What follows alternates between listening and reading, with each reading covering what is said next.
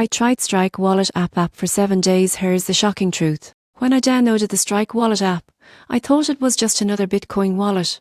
But after 7 days of testing, the shocking truth is that Strike isn't just a wallet, it's a glimpse into the future of instant, borderless payments powered by Bitcoin's Lightning Network. On day 1, setup was incredibly fast. You verify your identity, link a bank account, and you're ready to send or receive money in minutes. What's wild is that Strike uses Bitcoin behind the scenes, but you can send or receive US dollars instantly, without worrying about volatility. On day 2, I decided to send money to a friend overseas. The transaction was almost instant, and here's the crazy part, there were zero fees. Strike routes payments through Bitcoin's Lightning Network, meaning it skips the banks entirely. This is what true financial innovation looks like. By day 4, I tested it at a local coffee shop that accepts Bitcoin. I paid using the app, and the transaction cleared before my coffee finished pouring. Most people think Bitcoin is slow or expensive, but Strike proves that's not true. The Lightning Network changes everything. By day 7, I realized the shocking truth. Strike isn't just for crypto enthusiasts.